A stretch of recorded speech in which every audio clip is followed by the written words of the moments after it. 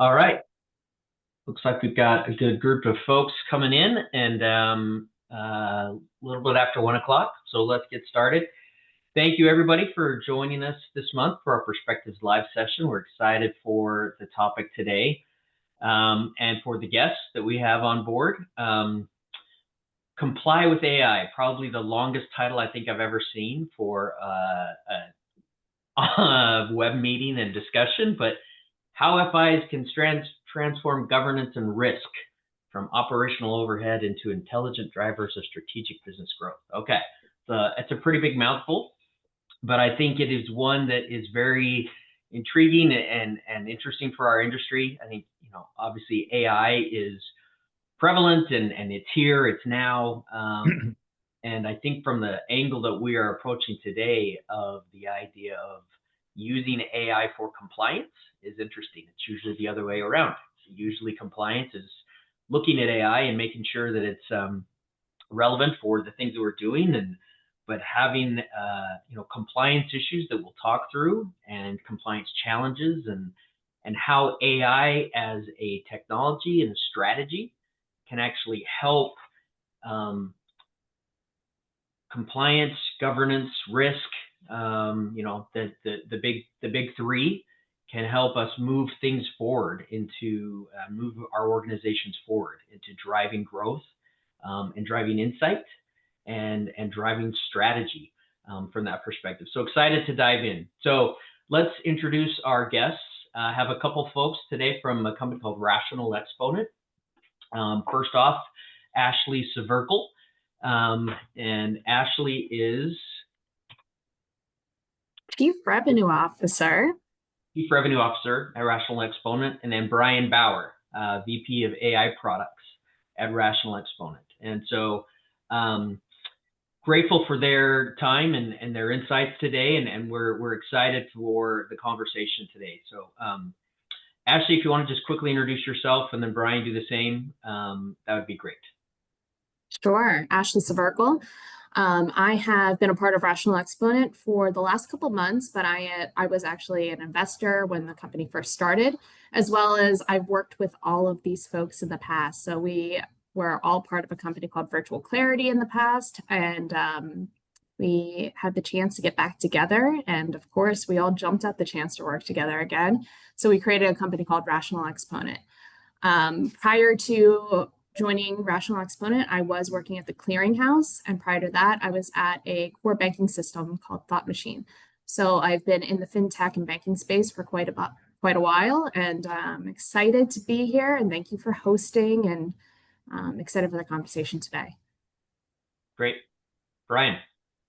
Good afternoon, everybody, and thanks, Steve. My name's Brian Bauer. I've been in the financial industry for a number of decades now, in a variety of capacities. I've been everything from a derivative swap trader a long time ago to on the technology side, building out data centers and running disaster recovery. I was heavily involved in virtual reality, which was a hot topic about 15 years ago. And let us start up in that space. And, over the years, I've really honed in on, what kind of technologies and solutions can we, bring to market to, help and enable, our customers of all sizes. And I think today we're going to be talking about, all the FIs from, the smallest ones in the community, to some of the largest ones, and how, potentially AI, when we think about the domain or context of compliance, risk, and operations, may be the single biggest influencer that we've seen in terms of technology in at least a decade. So it's a really exciting topic to me. And I joined Rational Exponent as really the first employee, and my role is envisioning the products that we bring to market, but more importantly, how we can assist our customers, make their business more resilient, more prudent, and more prepared, for the future. Great. Thank you both. Glad to have you on. So a couple housekeeping items, really. First, for those of you that have not been as part of a Perspectives report, this is a very open discussion. This isn't going to be us kind of speaking for 45 minutes and then Q&A at the end, which we will have, but we would love to hear your insights as we go through open-ended questions. So feel free to throw your questions in the chat, other thoughts, opinions, etc., or raise your hand if you want to jump in. We'll also conduct a couple of brief polls in here, so answer if you feel comfortable. But then, as always, we'll have some Q&A at the end as well. So anxious to get started here. So wanted to start off first with the poll question. Again, I think compliance from the standpoint of and governance and risk is in our industry, right? We are a very highly regulated industry, and understanding how we can comply with the governing bodies, regulatory bodies, etc. So what is kind of your single most or biggest compliance pain point today? If you can kind of take a look at the questions there and add your thoughts and input, we'd love to kind of get your insights into what's top of mind for you as you're going through your day and your day in the life, if you will.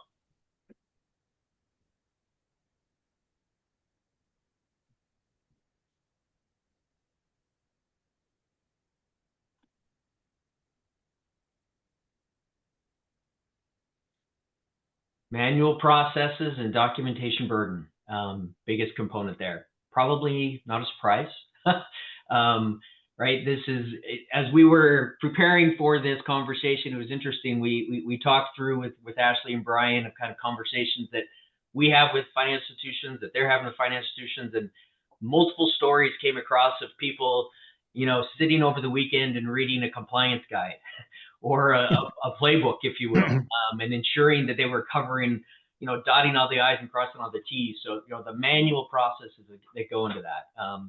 Ashley, Brian, is that a surprise to you as well? No, it really isn't, and we talk to, financial institutions of all sizes. And what's interesting is regardless of the size, many of them, share the same sort of compliance and regulatory burdens. Not exactly the same, but even, at the smaller end, it's a disproportionate amount of time and resources that is spent, reading, really dense volumes, of publications that come from all the different regulatory bodies, and then trying to translate, all of that regulatory guidance, including law, into policies, procedures, and controls, that are necessary, for their own financial institution.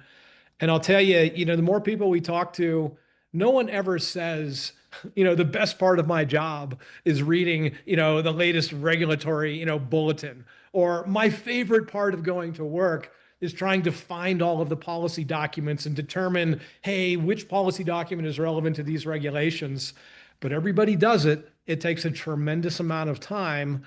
And this is one of the areas where, we're thinking a lot about, artificial intelligence and how it maybe, it becomes a force multiplier, and is enabling, fewer people to do more work and be more productive, while being, prudent at the same time, harnessing the power of AI to try to take away some of the worst part, of everybody's job, freeing them up, to spend more time on doing the real value adds, and the things that are most important to the bank. Yeah, I would say it depends on how the FI is actually being regulated, but one concern we had coming to us from a customer of ours is around, hey, an OCC handbook is published every so often, and we really have to read the entire thing to figure out what impacts as a financial institution are on us from that handbook. And so we had a customer say, if I could just eliminate the weekend reads of the OCC's latest handbooks, I would be very, very happy. Another thing that came out just recently is something along the lines of the executive order that just came down around fairness in banking. So I was talking with someone just recently, and they said, how can we look at all of our policies and procedures, especially the procedures, to ensure that the executive order that came down in early August, we are fit to say this is how we're compliant with that. And so besides just reviewing all of your policies and procedures when it comes to this, paging through everything, highlighting, tagging. That's kind of the process right now, where there's an opportunity for AI to really help with those processes. And with a couple clicks of a button, you can get the results and really dwindle down to where the changes need to happen. Yeah. I mean, we always talk about we have to run the financial institution. We have to ensure that we're walking through all of the processes and procedures, and because of the regulatory burden and procedures that are in place. But how can we run the FI more strategically? How can we comply, and how can we focus on more of the strategies instead of just the check the boxes and the likes? And so wanted to, so Rational Exponent has done some surveys and some research, and so wanted to have them share a couple slides around some feedback that they got from financial institutions around kind of the biggest struggles and things facing them today. So I'll let them kind of walk through some of the challenges that, at least from the broader sense of community financial institutions and the likes that are facing today. So when we're talking about the mid-tier banks and smaller entities, one thing that is super challenging is the fact that large banks often have bigger budgets, more people, more sophisticated digital platforms. So they're able to create products, launch products, cater to certain changes in the financial landscape a bit faster than some smaller entities. And looking at how you keep up with the innovation speed. So the three main things that we really focused on was, the competition between banking, and then the rise of regulatory pressures, and the outdated technology and infrastructure aspects. So from a rising regulatory pressure, everybody knows 2023, there was a lot of concerns in the market around the scrutiny of mid-tier FIs. And so with that, there's been a huge focus. Compliance costs and continue to go up. There's increased costs of being compliant. And so we're focusing on the fact that there's challenges always navigating the ever-changing compliance risk, operational risk, and regulatory burdens. And the third one we really want to highlight is when you talk to mid-tier and smaller banks, a lot of them are tied to legacy technology. Some of those folks are really reliant on, their core banking system as like a bank-in-the-box solution. And a lot of their processes, procedures, and even policies are kind of driven by their core banking system. So these are kind of the three challenges that we've highlighted. Brian, do you want to add anything? Yeah, I think we can, deep dive into, a few of these and just talk about them a little bit more. Like number one, intensifying competition, and it's not just banks, I personally, I live in a very small community, in rural Montana. Credit unions are, a way of life here, along with the community banks. But regardless of size, and even, geographic position, there's pressure coming in, to the smallest organizations to be competitive, not only, with products, but services. And a lot of that, lands sort of in the realm of, digital technologies. You get some of these new neobanks that are purely digital, and now suddenly, they're competing, with the community banks, and even the credit unions. And they're getting a little bit more visibility. So, there's demand for the dollars. And it's only, it's only getting bigger, and it's only getting more fierce. And I think that really, ties together with number three, outdated technology and infrastructure. It can be incredibly difficult, as a smaller financial institution to try to compete, with some of the new, like the brand new neobanks, the pure digital plays, as well as some of the larger banks who've got, the resources that they can bring to bear, or maybe they've got an opportunity, to, invest capital in brand new innovative technology that's suddenly like moving the needle on what online banking means, or access to products and services, or customer service. And so, underpinning, the competition again is the technology. However, again, when we bring this back around to, how, AI, as a disruptor and something that is moving the needle and changing, or I don't even say leveling the playing field in many ways. AI is something that can benefit, the largest financial institutions, and the smallest. And one of the things that I think makes it so compelling is that when you engage, with the I'll just say the right, technology vendor, there are ways now to begin, let's just say, experimenting or piloting, AI and limited, on a limited scale. And it makes the technology more accessible. And even if you're deeply married to or embedded with a core banking provider, and you've got no intention to change that, with some of the products that are coming to market now with AI, there are ways to integrate these tools and services onto these legacy platforms, increasing your ability to be agile and bring new products and services and maybe even new levels of customer service to your banking customers or members. So, AI, it's not just for the big guys, and it's not just for the folks with a ton of money. I really see it as, leveling the playing field because of the flexibility and how it can be accessible.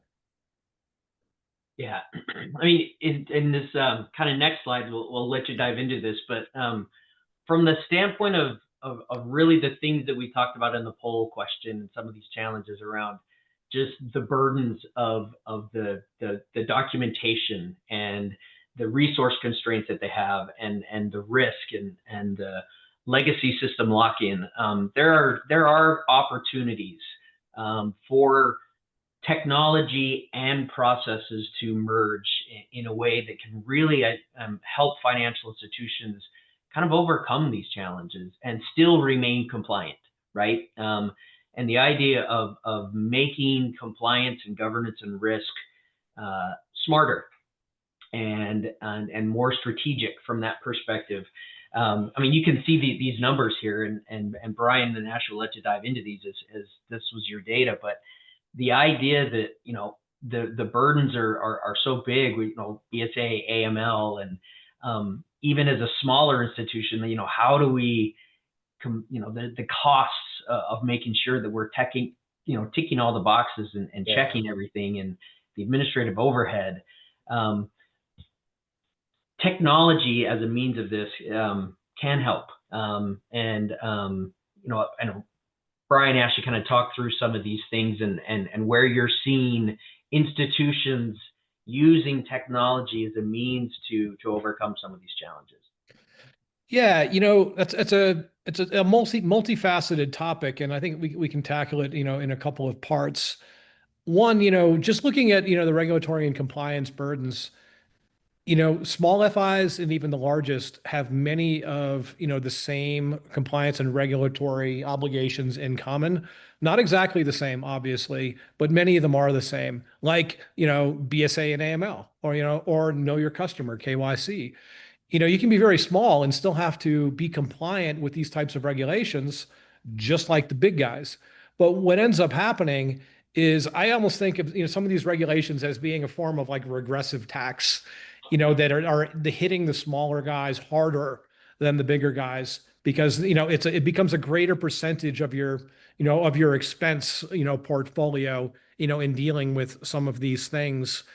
That said, that creates an opportunity, and this is what we are seeing firsthand with some of our technologies and the customers we do business with, is that the AI enabled technologies can simplify, accelerate, and basically amplify, the processes that are required to be compliant, while at the same time amplifying what may be the critical few resources, you have, in these kinds of roles.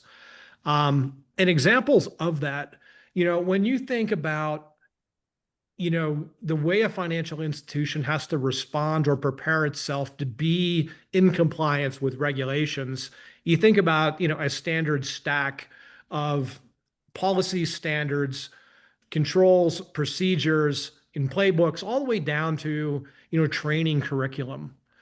And you think about, with best efforts, when maybe you've got a small number of people, that's a lot of documentation. policy standards, procedures, controls, job aids, training, if you've got like a mini university for training or onboarding staff, all of those things are subject to change whenever, there's a change in regulation. With AI-enabled technologies, we are able to do things like monitor in real time, for regulatory change. That's the kind of thing where, the very largest FI could have thousands of people, literally thousands of people, whose job it is to keep their eye on, the changes coming out of, these regulatory bodies. If you're a small FI, you might have one person or two, and they probably have 5 or 6 hats that they're wearing, so it's a part-time job. The obligation doesn't change. You're still liable and you're still required to be compliant, but you've got fewer resources. Now, AI, for example, you can set up, a technology to monitor for regulatory change. And when a regulatory change is detected, you can go to the next step to say, all right, I've got a portfolio of policies, procedures, controls, training, and job aids. Let's have the AI tell me, given this regulatory change, what exactly is the impact on my policies, procedures, controls? And then even going to the next step of saying, all right, I understand that these documents are going to be impacted, but help me understand what the impact is and how I need to respond in terms of updating policies, procedures, and controls so that they become compliant again, in light of the regulatory change, right? And this is the space that we are in, at Rational Exponent. It's helping customers understand how these technologies can reduce, so this regulatory and compliance burden. It doesn't change your obligation, but it means you can do more, with the fewer people that you've got, right? That's why we use words like amplification, and force multiplier. So the one thing that I would like to highlight is, we're talking to quite a few different financial institutions, all different sizes. And the platform we created, it's the same solution for each one of those financial institutions, no matter what the size is, but the use cases change just a little bit. So if you think about large banks, policies and procedures are written across all areas of the bank.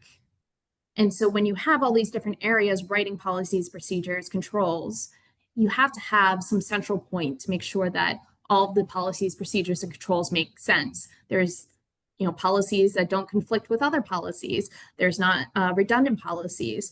The nomenclature is actually the same across all of the policies, procedures, and controls.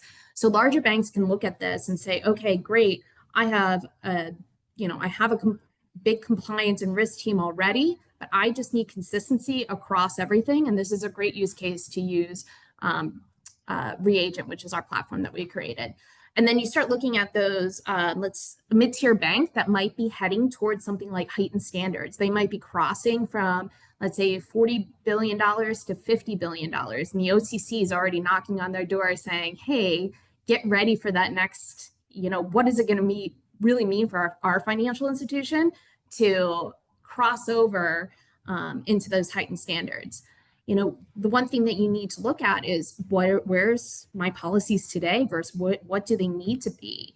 And so that's another use case that we've highlighted with quite a few of our potential clients out there. And then I would say, thirdly, you look at these smaller entities that are so process dependent.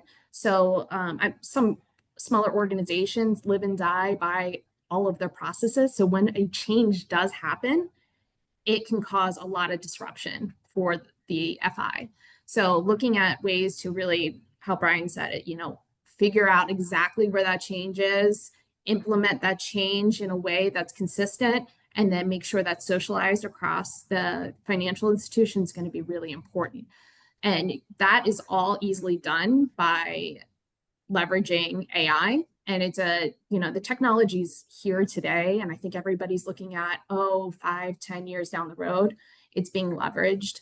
I think as a financial institution, and I think that it's important for us to kind of highlight why Rational Exponent really exists. And it was the fact that we wanted financial institutions to be able to use technology in a safe and effective and efficient way. And when you're looking at AI, I think a lot of people were nervous around how to leverage it. And the whole idea was for us to create a very practical way to use AI and create those guardrails. So, I mean, prior to us kind of diving specifically into the regulation and risk and compliance world, we were seeing, FIs using chatbots, sometimes using AI for RFP responses, sometimes, looking at AI as a way for branch operations, but really the practical leveraging AI in a practical manner around risk and compliance is going to be a game changer, especially, and I hate to highlight this, but at a bank, risk and compliance is really a cost center. It's a necessity every FI has to have, but it is a cost center. And so being able to kind of optimize what the risk and compliance group can do is going to better the bank overall. Yeah, and something that I'd add to that, and Steve, I'm thinking about something you said at the very beginning of the conversation where you're looking at, okay, well, AI used in compliance, but isn't the question always, well, how do we ensure that AI is compliant as opposed to becoming a compliance enabler? And I want to just reference something that Ashley said, and she used the word guardrail. When we started thinking about how we could really, provide benefit, to our customers, and their member organizations in this space, we originally started thinking about, okay, well, AI, everybody's really worried about it going out of control and doing things that are unexpected. And so let's really focus hard on guardrails, right? And if you haven't heard that term, it's just AI policy development and all these things, and really what is compliant, what isn't, what can you do, what can't you do, et cetera. Yeah.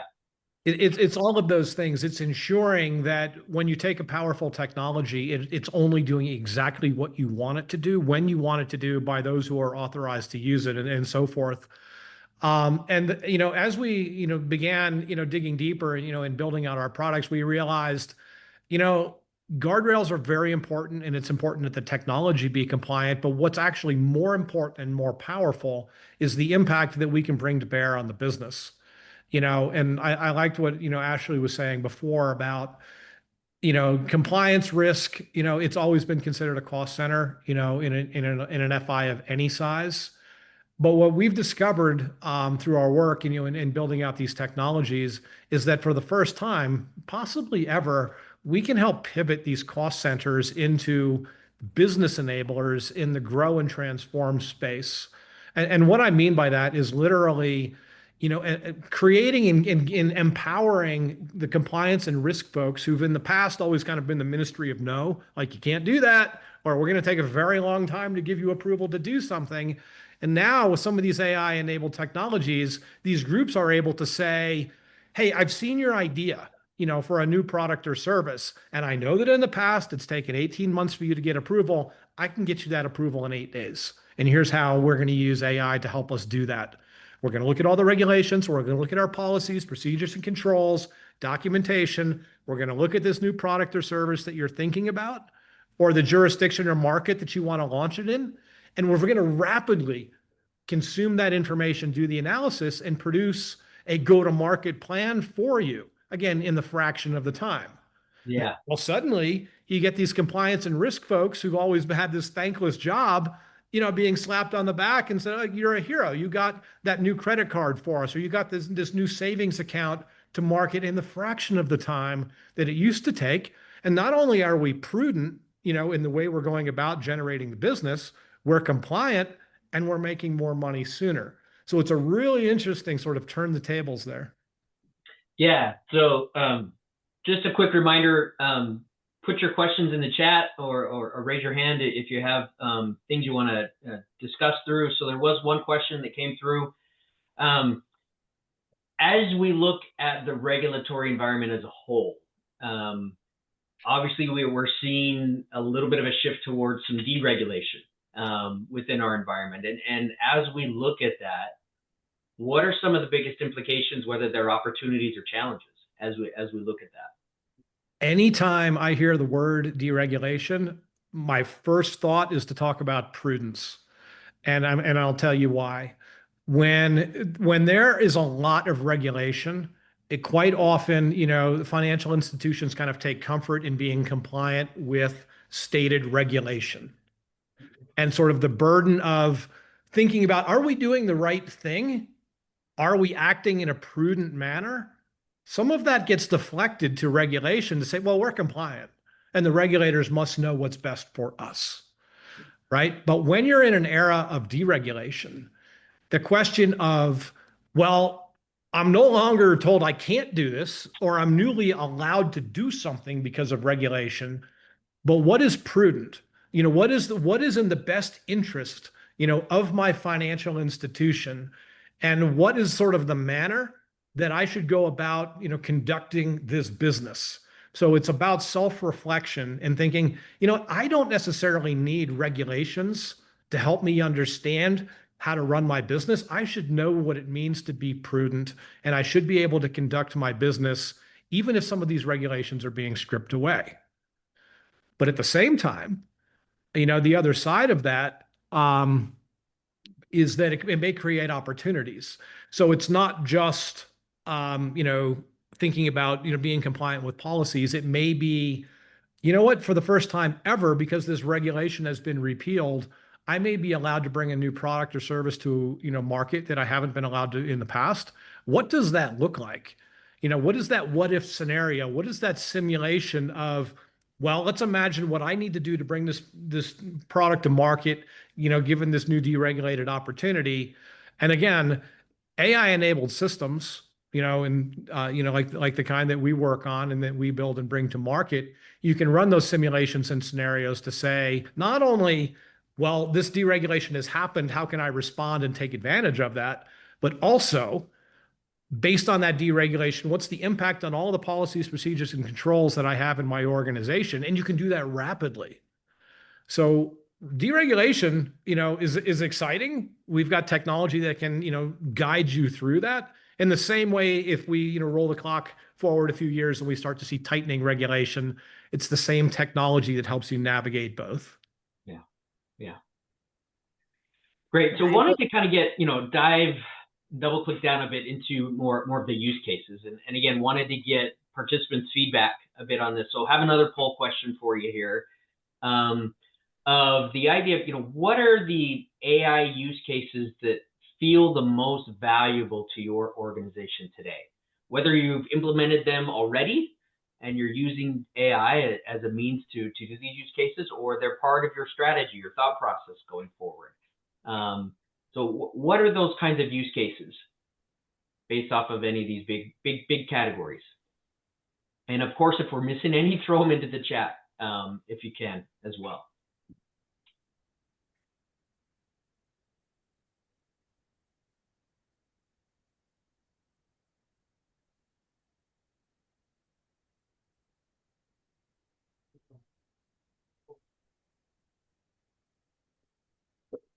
Interesting. So compliance automation, we've talked a lot about that, right, from the standpoint, but then risk detection and fraud prevention. Obviously, those have been, I think, the primary things that I've seen in the industry, and then in the conversations that we've had with our financial institutions, is around how do we actually get better at finding, detecting, and preventing fraud. And obviously the compliance things are there in there, but that's very interesting from that perspective.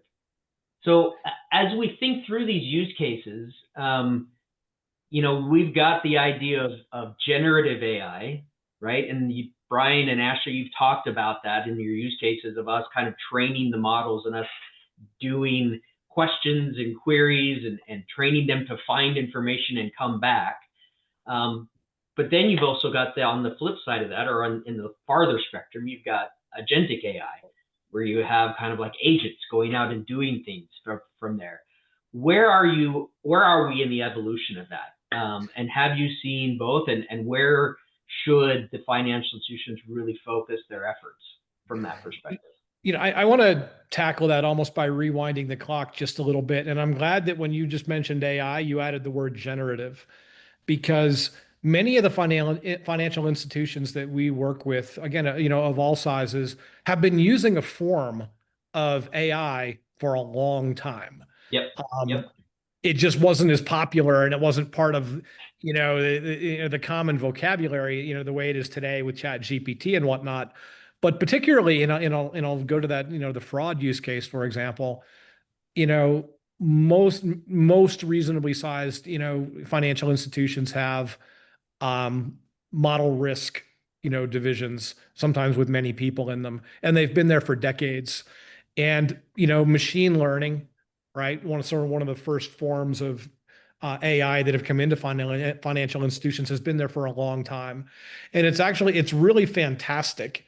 At signal detection and anomaly detection, which is exactly the kind of thing that you want in fraud detection. However, and this is something that we're hearing directly from customers, there are severe penalties, for missing, signals, in the fraud space. And what that tends to mean is that you are very conservative with the parameters that you give your fraud detection ML models. So they are over detecting. They are generating, sometimes, large volumes of what we would call a false positive. And what's been required in the past is that it may be a machine learning model that's detecting that signal or detecting or putting that false positive into a queue, but then a human has to come along and review this and go, oh, I see. Well, this customer sometimes uses their full middle name and sometimes uses an initial, sometimes doesn't use it at all. It's actually the same person. They're not laundering money to them, through these different people. It's really the same person. And a human figured that out very, very quickly. Now, what I think is really interesting is when you get into, some of the modern LLMs, the large language models, particularly those that, have, vision capabilities and reasoning, they're able to do what I just described as the human doing, very, very quickly. And so you may not want your machine learning model to detect, fewer so-called anomalies, but you do want to have a handshake with some of these modern generative, LLM-based technologies to do that second step, to handshake instead of it going to a person. And let's free up that person to really focus on the things that appear to be truly deceptive, or truly indicative of fraud. So that's an interesting handshake. And I purposely rolled the clock backwards all the way to ML, then, generative AI. But to get to your question, about, things like agentics, in these autonomous agents, one of the things that we, truly believe and that we understand, one, not only the idea of agentic scares some people, right? We know that to be true because, we hear it all the time. But when you think about, well, what makes them scary? It's this idea that an agentic agent could go rogue or be manipulated or taken advantage of. And suddenly you're getting refunds on all your airline flights and you're getting promised free cars and these things. Yeah. Obviously, we don't want that to happen. With the work that we do, and we've talked about already, policy reconciliation and validation and policy maturation. We've talked about understanding regulations to derive policy procedures and controls. Well, guess what? When we talk about policies, standards, procedures, and controls, those are all rule sets. Those are all rule sets really that have been designed to be consumed by employees, people. But the next step, is codifying those rule sets into operating constraints that machines can understand, right? So now when you start thinking about, this evolution of policy, procedure, and control that are, matured through the benefit of AI, and now they can be codified into language that an autonomous agent can understand. When we think about the safety of deploying an agentic agent, now I've got a well-defined box. All those codified rule sets that we spent a great deal of time, crafting for a financial institution, now define the boundaries, inescapable boundaries into which you can place this, this agentic agent, and that agent can't escape, right? It's got a really well-formed set of operating constraints, and it's allowed to do its autonomous thing inside we'll call it a safe space. And that's really, really important, because if you don't have the guardrails and you don't have, these safe spaces created by the operating constraints, you definitely should not be in the business of deploying autonomous agents. Yeah. And the Yeah. one thing I want to add on to that is, we had a discussion earlier today. We have a risk and compliance expert that we were speaking with. She's a part of our team, and she was mentioning the fact that so many banks and financial institutions, credit unions, smaller banks, larger banks out there, they create policies and procedures, and then they don't really follow through with them. So policies and procedures aren't aspirational things that a bank should be thinking about doing. It's actually what they should be doing. If we can enable agentic AI to actually drive or even stress test those kind of processes, it's going to be a game changer, because first of all, it will allow the bank to know that they are compliant, they are following through with what they have in their policies and procedures. They can prove that. So when the regulators come in and they want to tick off different things around what they're doing, we see that it's going to be a huge value aspect. So there's so many different use cases for agentic AI, and that's just one of them that I think is going to be hugely valuable. But we also have to consider the fact that banking, money exchange, everything is real time. It's getting to real time. You have instant payments now. People have apps on their phones. They always think that, the expectation from your customers and your members is to transact anytime, all day, every day. And so when we're going down the path of really real-time banking, you're going to have technology in there to help out. So if you have things like real-time OFAC checking on the front that's using AI to be able to kind of carry out those processes easily, great, wonderful. The customers are going to be happy when they're able to send an instant payment to whoever it might be. Now, where you might have false negatives and everything from that perspective, if you're not leveraging AI effectively, efficiently, and you're holding up those processes, that's when you're going to have those customer interactions that aren't going to be pleasant. So using technology to really benefit a financial institution's processes for the overall customer experience is going to be huge. Yeah. One thing that I want to clarify, right? So now we're talking about kind of the bleeding edge of AI, in autonomous agents, and what does agentic mean? I'll flat out say, for most people, most of the time, agentic agents are not where you start. Yeah. Yep. And so that's really where I wanted to get us to the point of is at any new technology, it seems everybody's talking about the bleeding edge, right? Well, this is what we need to do. This is what we need to do. And yeah, eventually there are things you can get there. And those are the big use cases and the kind of the ultimate, end goal and end in mind. But developing a strategy to get you there and leveraging the steps and policies and procedures, building that foundation and using people, processes, and technology to get there, it is the right approach. And that's there is a spectrum of AI, right? Jumping immediately to an agentic AI and having it run, then I may date myself, but this may be, you get a voice that says, do you want to play a game? And so it's, one of those things that the worst case scenario or, and the likes. And so, yeah, that's a War Games reference. So what I would say, Brian has a tagline that he's probably going to share right now when it comes to AI. I'm not sure what you were going to say there, but let me say this. Start small, think big kind of aspects. So we just said, don't start with agentic agents. Like, don't start with trying to build, deploy an autonomous thing in your organization. Okay, so don't do that. Well, what should I do? Yeah. Right? Like, where is the right place to start? And I always answer that, or a question, kind of with a question, which is helping customers. This is where my consulting background comes into play. Well, let's talk about some of the challenges that you have today, or some of the aspirations and goals that you have. And that's where we start to hear things like, I don't have enough manpower. It's really hard to find, and hire some of the experts that I need. The markets are moving faster. How do I keep up? How can I compete? And so we're starting to, you get some of these signals. All right, so, how do I ensure that I'm compliant? I don't have enough staff. Okay, we've got a problem statement. at this point, I'm not even going to assume, right, that AI is part of the solution. I'm not going to like, just because I have a hammer, I'm not going to run around trying to make everything look like a nail, right? It's let's talk about, some of these problems now. Let's think about, what the best solutions are. In our space, because of the conversations that we're having, quite often they lead to recommending AI-enabled technologies.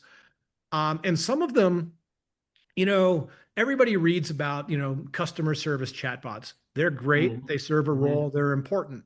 But the biggest bang for your buck when you're thinking about ROI, it might not be in customer service. It might be, in policy validation, Yeah. where you're discovering documents and you're determining, are these deficient? Am I out of compliance? And people hate doing that kind of work. And maybe you even have to hire consulting teams to help you get through that. AI enabled technologies, like what we have at Rational Exponent, it can make that super efficient, less time consuming, and actually improve the quality, of the work as an output. Now, that's the kind of use case that many, financial institutions, they're not thinking about immediately because it's not considered maybe headline news, or it's not considered like to be the sexiest, because everybody wants a chatbot, right? Yeah. But Yeah. it may be that you can save the most money, and improve your, your risk posture by using some of these AI tools in the back office, in compliance and risk, and shoring up, all of your paperwork, which drives policy procedure, and control. Yeah. Yeah. I mean, there's always the notion of, AI is going to replace all these jobs, right? And people are going to get put away, but that there's so much, and we've talked about this earlier, there is so much overhead and cost associated with the compliance aspect that if we can use technology as a means to reduce that cost, then those costs can be allocated to other efforts Yeah, this is not, we are not right now at a point in time where, FI should be thinking about, AI as headcount reduction. It is absolutely about amplifying, the reach, and the productivity of the critical few resources that you have today, giving them tools that make them better, in terms of, augmenting their expertise, increasing, the speed or efficiency or productivity, that they've got, especially when moving through some of the most mundane tasks, like Ashley mentioned earlier, reading all these policy documents. We can speed that up a little bit, but that doesn't mean that those people aren't critically important, because they are. Named individuals are still accountable and responsible, for the work that's being conducted in compliance and risk. Auditors want to know the names of those people. And frankly, the expertise, of those people, for at least as far as I can see into the future, is still critically important. But having tools to help you do your job, that'd be amazing. And how we've designed our platform is to keep the human in the loop. So like Brian said, if there's any, our platform, it really looks at all of your policies, procedures, and controls, measures them, gives you suggestions around how to change your policies. And there is a button there that says, I accept this change, or I can alter what, the platform's given back to me as a suggestion, but there's a whole audit log.